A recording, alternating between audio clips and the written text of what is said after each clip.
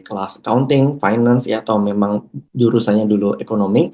Di sini pengantar ekonomi tentang ceteris paribus ya, tentang garis supply and demand ya. Kita ketahui ada dua sumbu utama ya, yaitu bagian bawah itu adalah jumlah atau kuantitas ya, atau let's say ini gampangnya jumlah barang ya. Kemudian dari sisi sumbu Y-nya, sumbu yang tegak, yang vertikal itu dari sumbu harga. Itu kalau harganya dibikin mahal seperti apa, kalau dibikin murah seperti apa. Nah, di sini saya kasih gambaran sedikit nih, ada dua kurva. Yang warna biru ini adalah kurva penawaran, dan yang warna merah ini adalah kurva permintaan. Jadi gampangnya adalah begini, ketika harga yang di pasar itu harganya mahal, itu jumlah barang yang diminta itu lebih sedikit. Tapi ketika harganya makin turun kayak gitu ya, jumlah permintaan itu makin tinggi ya, demand-nya meningkat. Nah, sedangkan dari sisi supplier itu berbeda perspektifnya, dia kebalikannya. Jadi kalau misalnya harganya masih murah, mungkin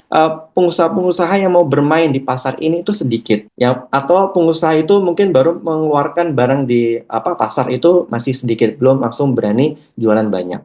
Tapi ketika harganya udah terbukti proven makin mahal, dan mana itu menciptakan margin yang besar yang menggiurkan, akhirnya pengusaha atau pemain di pasar ini tidak hanya satu dua, tapi berdatanganlah pemain lain, sehingga supply-nya itu makin banyak produk yang bersebaran di pasar. Nah, dalam konsep ceteris paribus, kita melihat bahwa pergerakan antara kurva permintaan dan kurva penawaran ini bukan dari sisi harga ya, maksudnya bukan dari faktor-faktor yang lain. Sebenarnya bisa aja dari faktor inflasi atau faktor pertumbuhan ekonomi, tapi dibikin lebih simpel aja, misalnya berdasarkan dari faktor harga ya. Nah, sedangkan kalau misalnya supply and demand reverse ya, ini contohnya adalah ketika adanya pertambahan atau pengurangan permintaan, tapi dilihatnya itu ketika harganya masih tetap ya. Contohnya preferensi sosial gaya hidup kayak gitu ya. Apakah ini mempengaruhi adanya penambahan jumlah permintaan atau penurunan? Bisa jadi ya,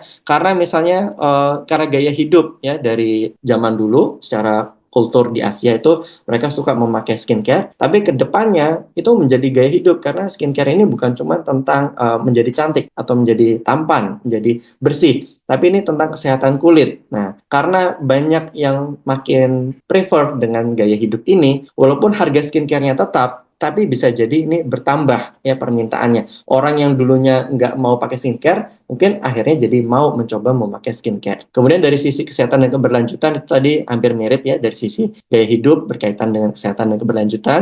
Kemudian belanja, yang dulunya mungkin orang-orang mager untuk belanja skincare karena harus ke toko gitu ya, ke bagian standnya kosmetik dan skincare. Tapi karena sekarang udah bisa belanjanya online, orang yang dulunya mungkin males untuk keluar belanja skincare, sekarang jadi mau untuk belanja skincare, walaupun harga skincare-nya itu tetap. Nah, dari sisi konsep supply drivers ya, ini misalnya adalah ketika harga skincare ataupun margin yang ditawarkan ini mungkin masih tetap ya, harga produknya tetap, tapi apakah mungkin ya jumlah barang yang ditawarkan oleh supplier ini bertambah ataupun malah berkurang kayak gitu. Misalnya dari sisi persaingan inovasi produk. Ternyata untuk membangun kerajaan bisnis skincare itu butuh namanya inovasi. Dan inovasi ini didukung oleh proses R&D. Dan membangun R&D ini tidak murah. Kalau misalnya membangun R&D bagi si bisnis-bisnis baru ya, itu mereka mendapatkan tekanan sehingga mereka mau nggak mau harus ikutan membangun R&D ya, supaya bisa menghasilkan produk inovatif, atau mereka akhirnya keluar ya,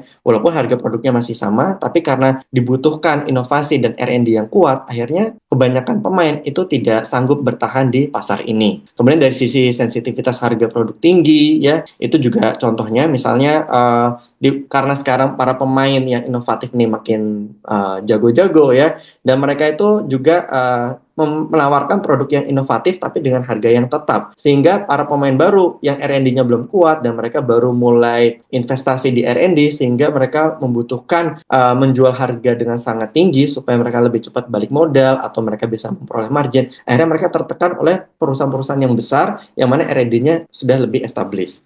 Kemudian dari sisi populasi muda makin sedikit, ini juga salah satu kasus yang ada di Jepang misalnya di Jepang sendiri mereka udah tidak bisa menjual berharap adanya peningkatan dari sisi generasi muda karena kebanyakan generasinya itu udah tua dan mereka udah harus mencari penjualan di segmen manusia muda misalnya. Misalnya mereka mau bikin produk dengan segmen misalnya untuk hewan peliharaan atau untuk orang-orang tua kayak gitu. Nah, balik lagi. Nah, untuk mencapai segmen baru ini membutuhkan R&D yang kuat. Lagi-lagi terkait biaya dan margin yang semakin tipis. Efeknya adalah pengusaha atau pemain yang tidak kuat R&D-nya itu akan tersingkirkan. Sehingga dalam jumlah barang yang bisa dijual oleh Polar Orbis itu bisa lebih banyak meskipun harganya itu masih sama aja. Karena para pemain lainnya itu berguguran sehingga memberikan keleluasan lebih bagi Polar Orbis untuk menjual barangnya lebih banyak. Nah, itu yang dimaksud dengan demand and supply drivers. Oke, semoga paham ya. Nanti kalau misalnya masih belum paham bisa ngobrol lagi di WhatsApp group.